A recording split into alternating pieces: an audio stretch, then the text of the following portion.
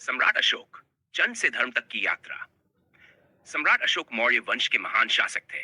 चंद्रगुप्त मौर्य के पौत्र और बिंदुसार के पुत्र। इतिहास उन्हें दो नामों से जानता है, चंद अशोक और धर्माशोक। युवावस्था में अशोक साहसी, कठोर और युद्ध प्रिय थे। सत्ता प्राप्ति के लिए उन्होंने भय और बल का मार्ग अपनाया। 203 ईसा पूर्व में वे सम्राट बने और उनका साम्राज्य शक्ति से संचालित हुआ। लेकिन 200 ईसा पूर्व को का कलिंग युद्ध उनके जीवन का निर्णायक मोड़ बना। इस युद्ध में 1 लाख से अधिक लोग मारे गए, असंख्य घायल हुए और हर ओर चीख पुकार थी। जब अशोक ने युद्ध के बाद का दृश्य देखा, लाशें, रोते बच्चे, उजड़े परिवार, तो उनका हृदय कांप उठा। यहीं से जन्म हुआ धर्माशोक का। अशोक ने हिंसा का त्याग किया और भगवान बुद्ध के मार्ग को अपनाया।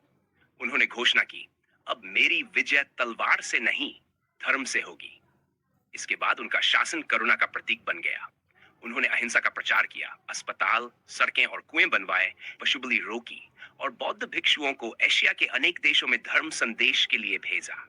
अपने विचार उन्होंने शिलालेखों और स्तंभों पर खुदवाए, जो आज भी जीवित इतिहास है। सारनाथ का अशोक स्तंभ आज भारत का राष्ट्रीय प्रतीक है और अशोक चक्र हमारे तिरंगे की आत्मा। 230 ईसा पूर्व में अशोक का देहांत हुआ, लेकिन वे अमर हो गए, एक ऐसे राजा के रूप में जिसने युद्ध से पश्चाताप, शक्ति से सेवा और हिंसा से अहिंसा का मार्ग चुना। सार सम्राट अशोक की कहानी बताती है कि करुणा, पश्चाताप और परिवर्तन ही सच्ची महानता है। भारत की धरती जहां बौद्ध धर्म का जन्म हुआ, वहीं समय के साथ उसका ह्रास भी देखने को मिला। लेकिन ये पतन किसी एक कारण से नहीं हुआ। ये एक लंबी ऐतिहासिक प्रक्रिया थी, जिसमें राजनीति, समाज, धर्म और संस्थाओं की भूमिका जुड़ी हुई थी।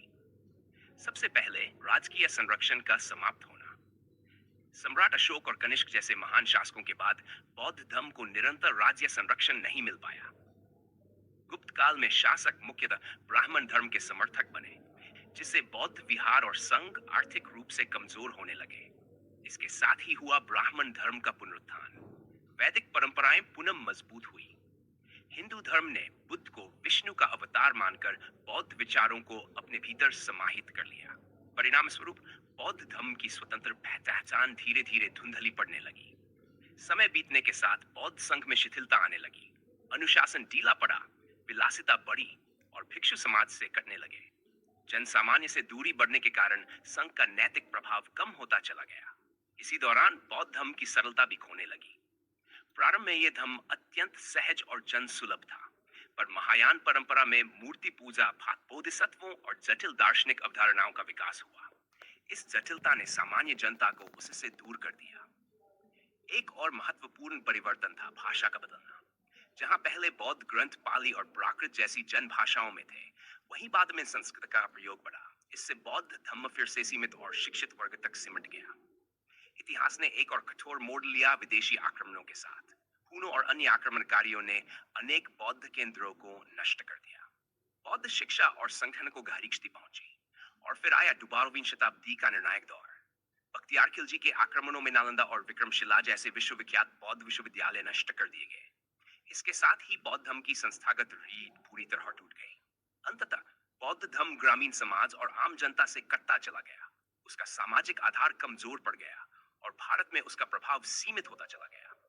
निष्कर्षतः भारत में बौद्ध धर्म का ह्रास अचानक नहीं हुआ। यह एक दीर्घकालीन ऐतिहासिक प्रक्रिया थी, जिसमें राजकीय संरक्षण की कमी, ब्राह्मण धर्म का पुनरुत्थान, संघ की आंतरिक कमजोरियां और बाहरी आक्रमण सभी ने मिलकर भूमिका निभाई। विडंबना यह रही कि जिस धर्म का जन्म भारत में हुआ, वह यहाँ कमजोर पड़ा, लेकिन एशिया के अनेक देशों में आज भी उसी धर्म की ज्योति प्रखर रूप से प्रकाशित हो रही है।